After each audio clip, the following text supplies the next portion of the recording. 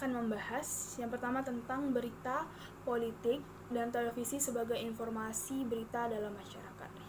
Banyak perusahaan produksi berita yang mengupayakan informasi faktual dan netral karena memang penting untuk suatu televisi untuk melakukan tugasnya, yaitu memberikan informasi yang faktual dan bersifat netral atau tidak memihak kepada pihak manapun.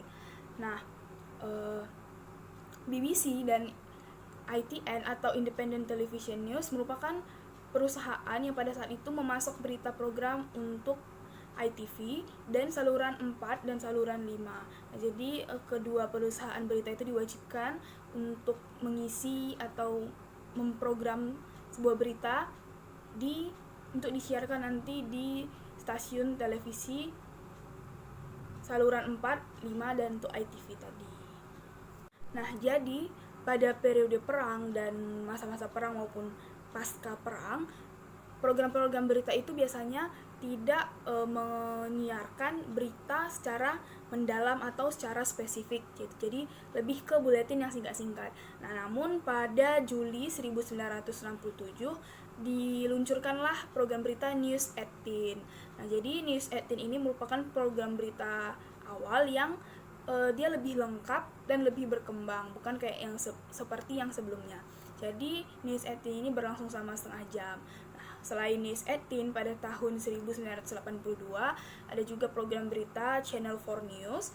Nah, Channel 4 News ini untuk pertama kalinya memberi 50 menit, jadi 50 menit siaran liputan berita. Nah, jadi sama seperti News 18, Channel 4 News ini juga memberikan liputan berita yang mendalam, tidak singkat seperti yang sebelumnya. Namun pada pergantian abad, News 18 sudah tidak ada lagi. Nah, setelah pasca perang dan pergantian abad, berita lebih berkembang. Jadi di saluran berita itu kita sudah bisa melihat 24 jam ada program berita yang tersedia untuk pelanggan gitu. Jadi ada pembaruan berita, ada analisis berita yang tersebar sepanjang hari. Nah, kayak yang 24 jam itu tersedia untuk pelanggan kabel, satelit, atau digital seperti Sky Berita, CNN, dan berita BBC 24 yang dia 24 jam. Nah, jadi berita-berita itu juga ada berita yang untuk wilayah lokal, ada berita untuk wilayah nasional, dan juga ada seperti news round yang itu memang untuk anak-anak. Nah, jadi semua program-program berita yang ada pada waktu itu menyatakan komitmen bersama untuk bersikap profesional dan memberikan berita yang memiliki nilai, meskipun sifat atau gaya presentasi yang berubah selama bertahun-tahun dalam beritanya itu sendiri. Nah, berita juga dianggap cocok atau sesuai dengan ruang lingkup untuk memperluas pemrograman politik. Nah, tetapi politik bekerja dengan ritmenya tersendiri. Ada seorang pembaca berita bernama Martin Lewis mencatat komentarnya bahwa kecenderungan kabar baik, kalau misalnya ada kabar baik disampaikan berita itu cenderung diabaikan oleh masyarakat. Jadi intinya itu masyarakat yang menonton berita itu seringkali lebih tertarik pada berita-berita yang mengandung yang masalah yang berat gitu, bukan yang kabar baiknya. Oleh karena itu memang permasalahan politik itu seringkali menjadi bahan utama untuk sebuah program berita seperti itu. Karena itu memicu ketertarikan masyarakat, karena masyarakat pasti pengen tahu apa yang terjadi pada perpolitikan dalam negaranya, misalnya seperti itu. Kemudian materi selanjutnya adalah kritik dan berita. Nah, jadi ada beberapa ahli atau beberapa tokoh yang memberikan kritik terhadap berita itu sendiri. Yang pertama, pada tahun 1970-an, berita itu dikritik oleh Bad News Group Media dari Universitas Glasgow, di mana grup media ini menunjukkan bagaimana sebenarnya pelaporan dari berita itu seolah-olah terlihat netral atau tidak memihak, padahal sebenarnya di balik itu memiliki maksud dan tujuan yang lain. Jadi intinya seolah-olah berita tersebut netral, tidak memihak manapun, namun memiliki makna dan tujuan yang lain di balik itu, seperti itu.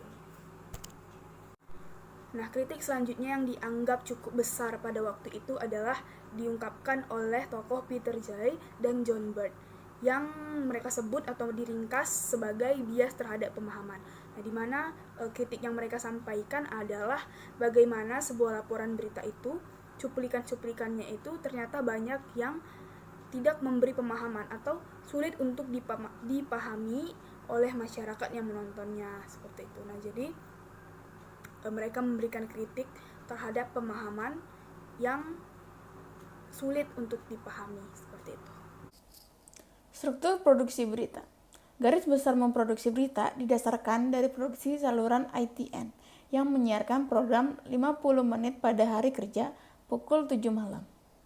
Adapun sumber informasi untuk dijadikan program berita bisa didapat dari kantor berita, jurnalis lepas, koresponden program, berbagai media seperti pers, radio, investigasi, sumber hubungan masyarakat, ataupun internet.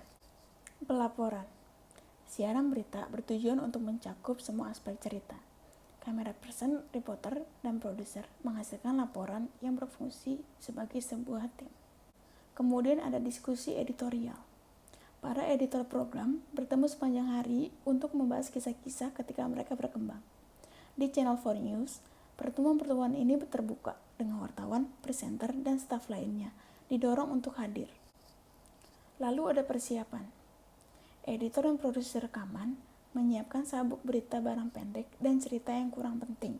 Peneliti perpustakaan mengumpulkan rekaman ekstra, termasuk cuplikan sejarah dan materi dari perkembangan sebelumnya dalam cerita.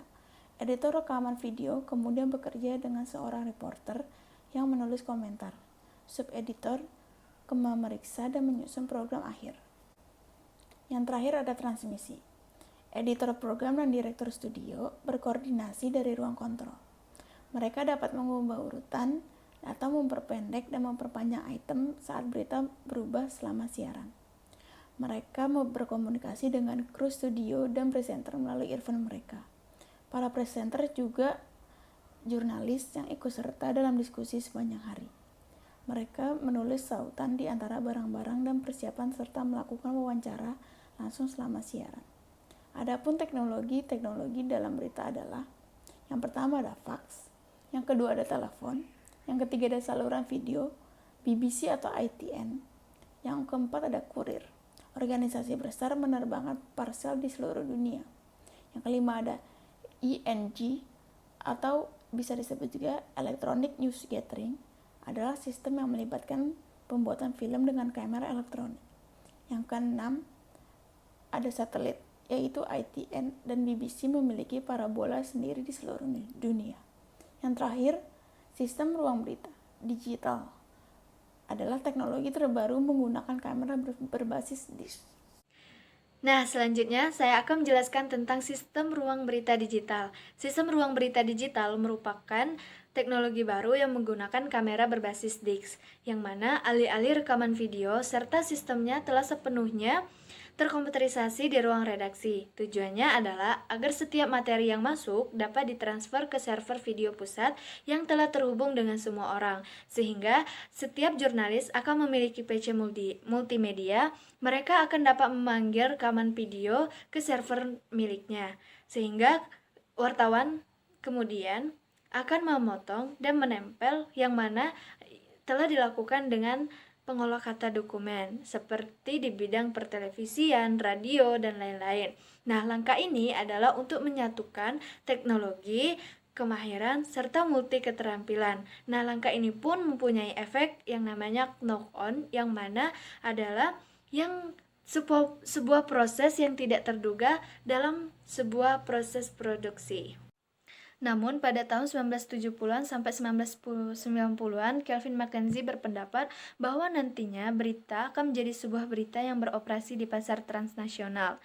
Akan tetapi, dengan kedatangan sejumlah saluran baru, akan mengakibatkan persaingan audiens yang telah terikat dengan radikal konsep sebuah berita itu sendiri. Nah, pada saat itu, ada 5 perubahan besar dalam berita. Pertama, adanya kedatangan teknologi berbasis internasional. Nah, berita dapat disiarkan 24 jam melalui satelit dan digital, dan biaya produksinya lebih murah, namun kurangnya profesional dalam pekerjaan.